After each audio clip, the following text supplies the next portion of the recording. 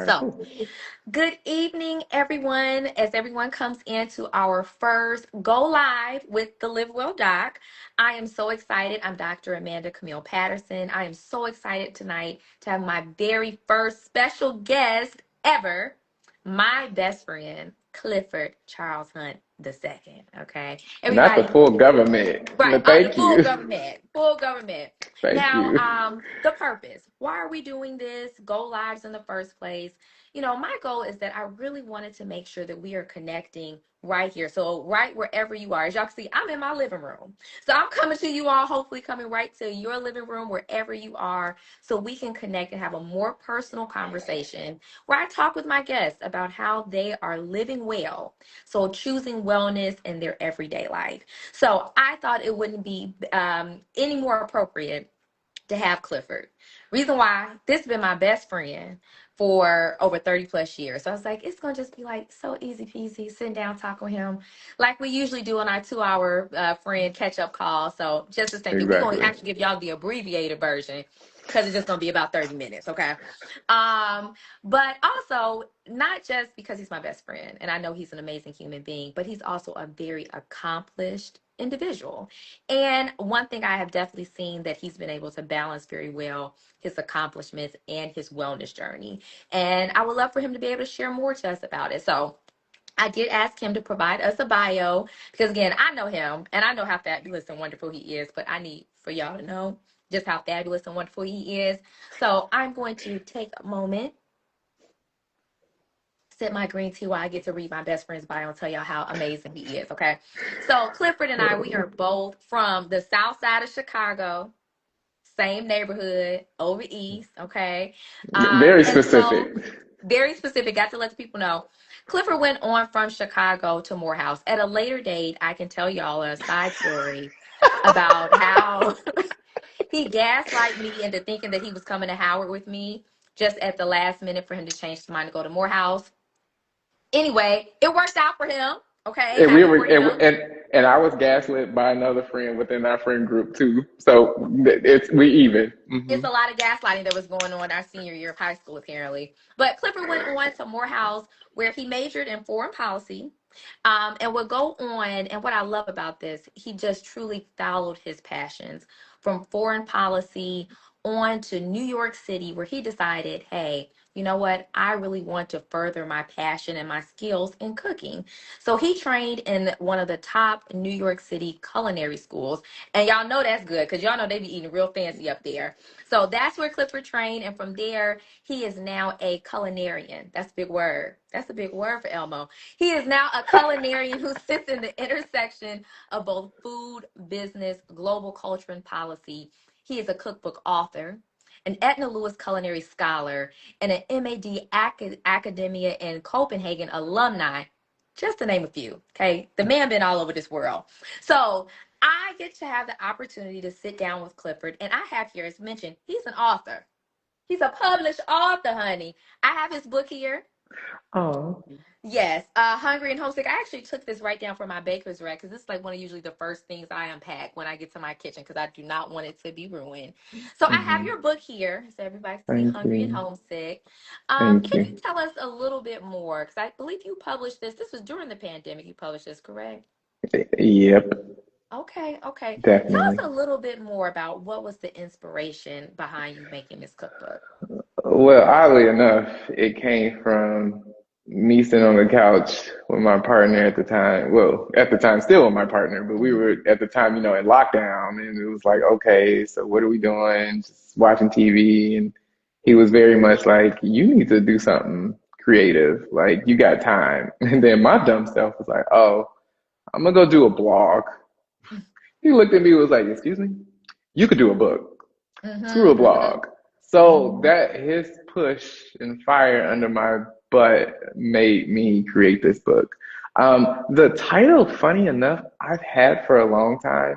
I Mhm. swear on my phone, I have a bunch of notes of just random things that come to my Same. head. Same. And Hungry and Homesick just made sense because when you see the book and you flip through it, you see a lot of things that are more like, I kind of like to say recipe memorabilia, and it Mhm. stems from either coming from what I grew up having and being surrounded with at the table, what I was introduced to through, as you said in my bio, from undergrad to where I live now to the places I've been, and just all the other memories that food kind of brings up for me.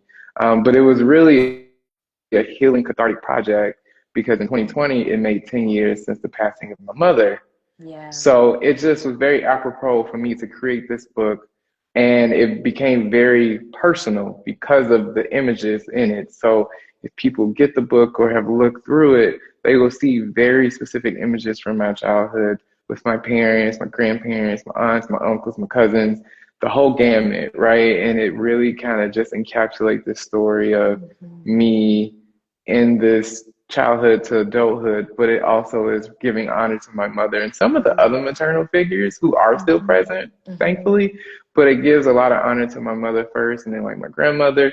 And these recipes are very much kind of simple, but my own twist Yeah. with my training and with my own brain of knowledge of how things work in the kitchen, but still very much connected to the original story. So like my favorite one to think about is the chicken and dumpling recipe Mhm. images I have in my head as soon as I can smell because Lord knows black people, we love a green bell pepper and an onion. And Right. she was putting that in that pot with that whole chicken and cooking it. And every time I just smell that, it evokes that memory. The only twist I did differently, instead of putting the egg noodles, I make gnocchi, which is a potato dumpling. It's still a Mhm. dumpling. It's just an Italian dumpling. It's Something still the same different. kind of Yeah. concept. I just put a twist on it and slightly elevate it, add a little sour cream to make it a creamy broth instead of a regular liquid broth. But otherwise, it still has the essence of what I remember growing up having.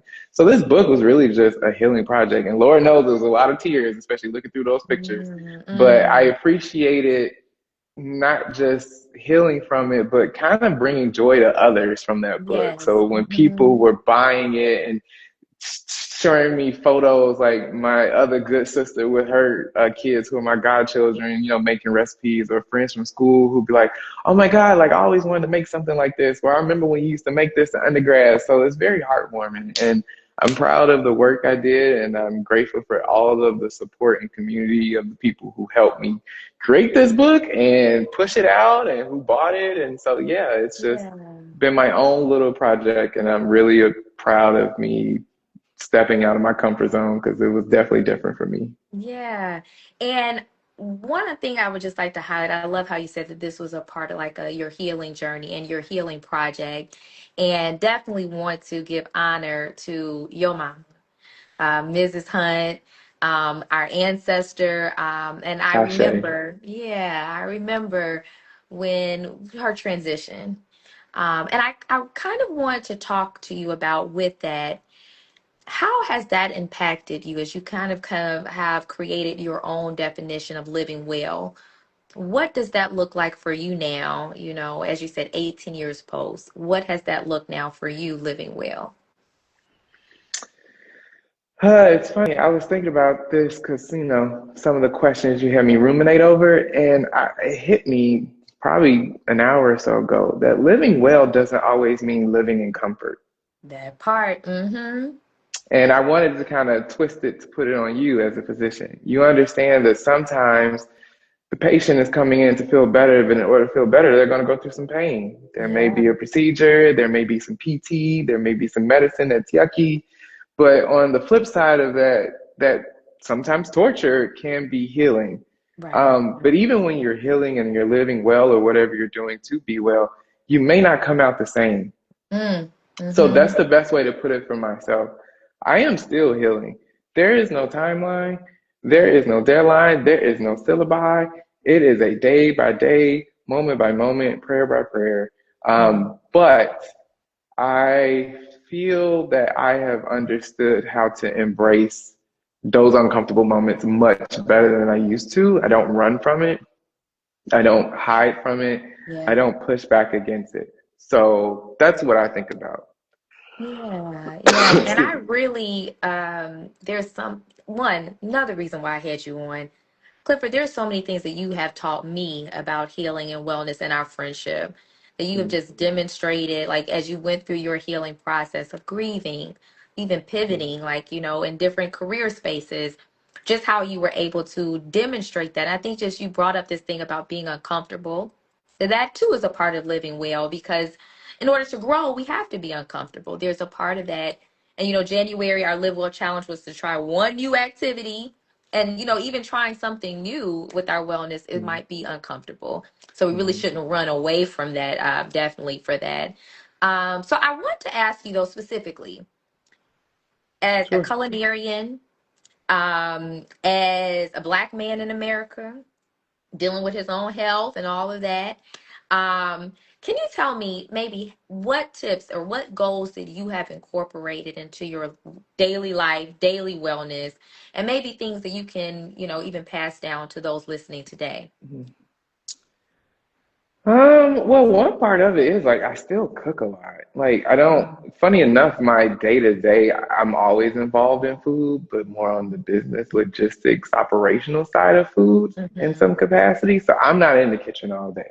I'm in the kitchen managing, supervising, and creating policies, but I'm not in the kitchen cooking. So coming home to cook is a part of my wellness. Like Mhm. getting that energy out, putting stuff on the table, and thankfully my partner is my number one taste tester, so getting Mhm. honest feedback and having recipes that make sense for the future, because low-key a lot of stuff in that book kind of just happened from years of me cooking in my home kitchen and playing around. But other parts that they aren't necessarily daily parts of my journey, but they're integral pillars of my wellness. Mhm. um, Acupuncture is one. Mhm. Again, I also give kudos to my partner for that, because Lord knows I'm stubborn. You know that. And I was like, I don't want to do no freaking acupuncture, but Uh-huh. okay. And just like any other medicine, I saw how when you're consistent with it, there Mhm. were some changes, like better Yeah. sleep, less stomach upset. And I feel like there's always a good balance between Eastern and Western medicine. Like I think I said this with you one day. You could take a medication, but if you have all this blocked up energy in your body, does it Mhm. even take full effect? So Right. it's Right. like, yeah, let me take this medication that the doctor prescribed me that I need for my own physical wellness. But hey, going to acupuncture every month can help make sure everything else is in balance and creates a holistic approach, right? So that's another point. And definitely being a Black man, therapy, you need Come to on. go. Uh-huh. If you can, I understand the privilege of it and I understand it's not available for everyone. I understand that. But if you have an opportunity, even if you could just try it, it has done wonders. Yes. Okay. It has Mhm. done wonders. And it goes back to that point of being uncomfortable. You ain't going to therapy to sit on no couch and just be like, thinking you talking to a shrink and venting. That's probably when you're getting to know your therapist and vice Right. versa. But as that time progresses, you're going to do some hard work. It's going to make you feel, what's that thing when people say, it gives me the ick? You talking Yes. about yourself to your therapist and them putting the light back on you is going to give you the Yeah. ick. And that ick should make you want to change. And that too gives you the clear pathway to just feel better. So, like I said, it's not a part of a daily practice, it's just a part of overall practice. Now, I am getting better with the daily of being physically active. I was Okay. not doing that enough, Hmm. but I've seen the change. Now, I'm not like you, because, if y'all know sis, she stay in the gym, she up I at be 4 or 5 in the trying. morning. I be I ain't trying. that dedicated yet. But I Okay. do go, I can tell when I haven't moved my body. And thankfully, we have a dog. So that keeps us active, number one. But I've never been one to just sit around all day anyway. But Hmm. I, for my own physical well being, from my physicians, need to be in the gym, like really moving my body, really sweating and putting in that iron, even if it's 20, 30 minutes, 3 to 4 times a week. So I try my best to get that going. Right. But I'd say, like I said, those are what I like to think of as pillars that come in and out on a day-to-day basis, but not on a daily consistent thing. But all of those combination of those things is what's really helping me right now.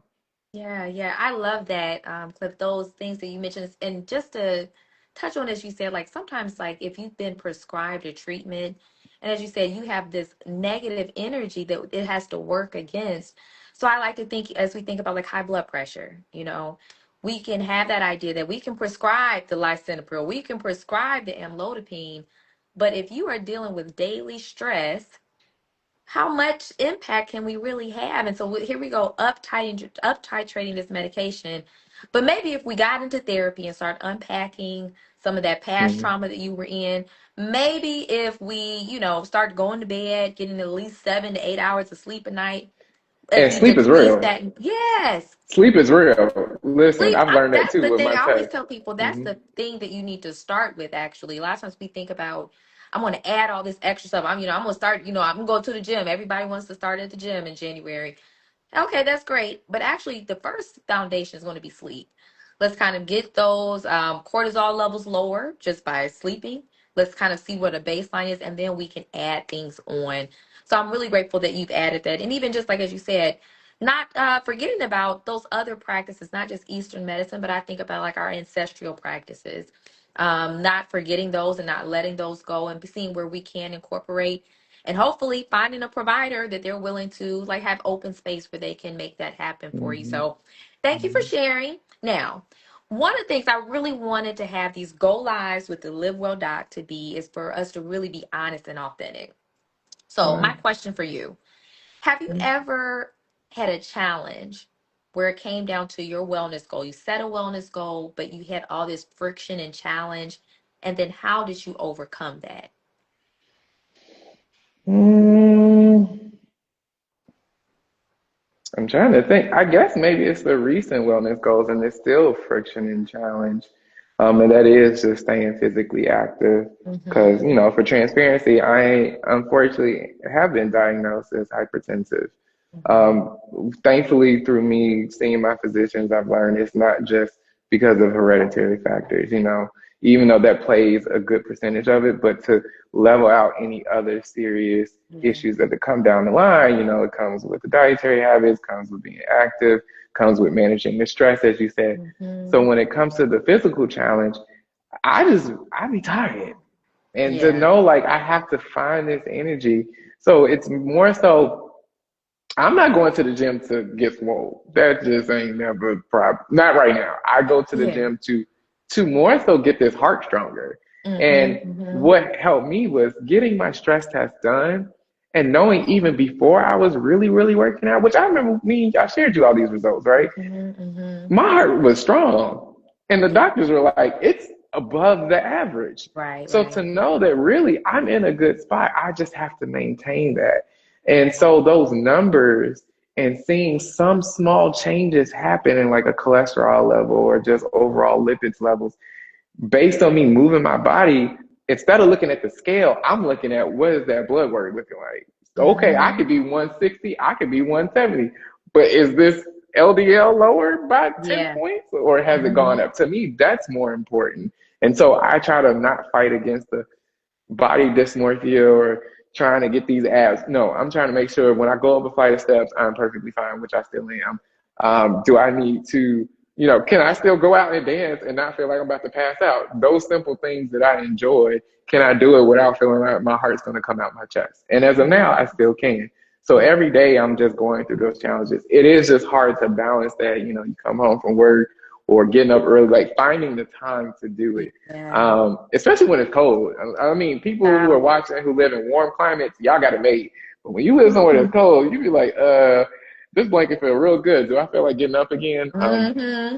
But those numbers are my motivation. Again, not the numbers that's on the scale, but those numbers that when I go get my physicals and I'm getting my blood work, and as a physician, you understand they're looking at that whole panel and they come Yeah. back to you like, hey, things are pretty good except this, but you're Mm-hmm. not where it could be, and we see change. That low key hypes me up. They're Yeah. like those numbers are like my hype man. So Yeah. that's kind of the challenges I've been working through right now. I love that too, Clifford. In the clinical world, we call those your metrics, right? Where we are. Mm-hmm. And so we say, know your numbers, the three big numbers that I make sure all my patients are aware of. One is going to be that blood pressure number, the LDL number that you talked about, that bad cholesterol. And then lastly, the hemoglobin A1C or a fasting glucose that tells us, are you in the range of being diabetic or not? Now, I'm Mm-hmm. glad you brought it up, so because it's not me ruining your HIPAA or, violating your HIPAA. But I recall, what was that, like a year ago when you Mm-hmm. got your numbers from the cardiologist and, you had shared that with me. That's one of the privileges of being like the doctor of the friend group, the doctor in the family. People show me, they like, what do you think after they see their doctor? And Hmm. I remember all those things that you just mentioned. Okay, I'm going to start exercising. I'm really going to look at lowering my sodium. Like, you cooking down in there, but what alternatives can I try to find?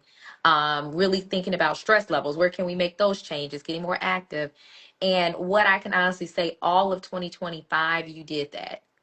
And it Thank was, you. as you said, it was really great to see that as you were sharing, like, okay, I went back to the doctor. Can you take a look at the numbers, Amanda, to really see that the impact of lifestyle, because your medications didn't change. It was lifestyle that, really impacted that. And so I'm just want to say, I'm proud of you, friend. You Thank did you. that. Keep up the Thank good you. work. And I might Thank you. ask, I know that, can you remind me, Stacks, correct? That's where people can find you. Is that the platform?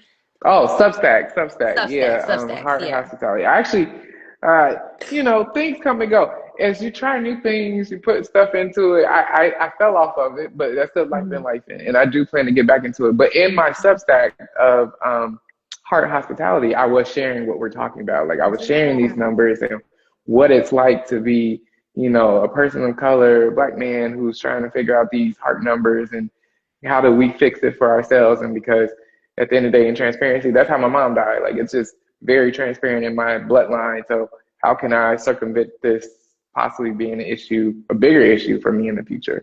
But you can find me on Substack and talk quite a bit about this in more detail for sure. Yeah. And I'm hoping maybe, February next month is Heart Health Awareness Month.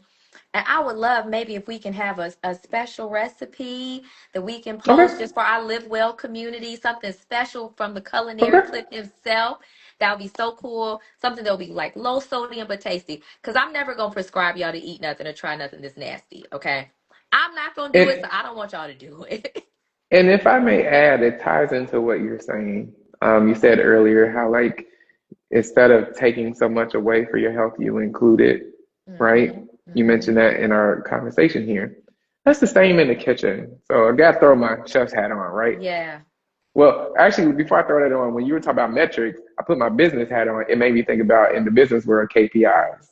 What's your Yeah. personal KPI? What's your personal key point indicator, right? So when you talk Hmm. about the blood pressure, A1C, your LDL. But then I put my chef hat on when I talk about, increasing something.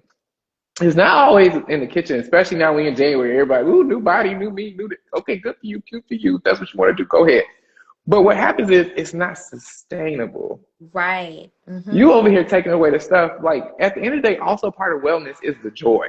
Like when I talked Yeah. about in Hungry and Homesick, those dishes brought me joy. Not every dish in there. I mean, my greens biscuits are in there, baby. It's got butter, and that's okay. Am I Hmm. eating it every day? No. That's the But part. Right. Uh-huh. on a good Sunday morning, if I want a biscuit with some jam, I'm gonna have it with my tea, and that's Hmm. okay. But it's about including more. So you include more fibrous things, like still cook your white rice, but maybe add like a grain like a farro or some beans inside of it. People already eat that culturally anyway, right? Yeah. Hmm. Oh, you want to eat an omelet? You love your eggs and you love your cheese, but you want more protein. You could also add the plant based with the avocado or some seitan. You want to intensify this umami flavor while adding more salt? Add some coconut aminos and some activated dried yeast. There's so many different ingredients you could add on top of what you already have to intensify the flavor. So that way you don't feel like you're depleted.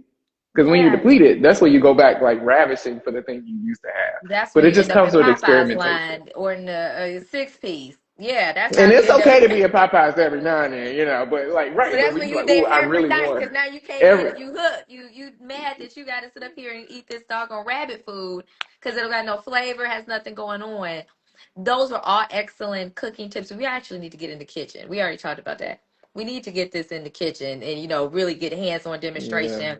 yeah. Um, I would like to say hello to all of those who have joined and who are joining. And if you all have a question in our last 5 minutes, feel free to go ahead and drop it in the chat. If y'all just want to say hello, say hello. Drop your name, drop the city that you're I from so see we know where somebody y'all waved are. in here. Yeah, we see some waves in there. So let me know and we can give y'all a shout out in here, okay?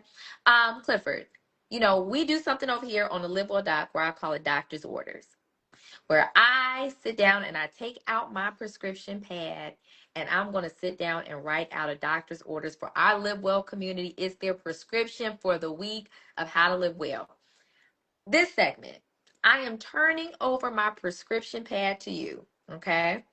So in the next for the next 2 minutes, you are a licensed medical doctor. Okay. And I would like for Woo! you, in maybe a few words, give a prescription to our community on what they can do to live well. Especially when you say our community, obviously, I think a lot of people in our community probably look like us, right? Mhm. The first thing that just comes to mind is give yourself grace.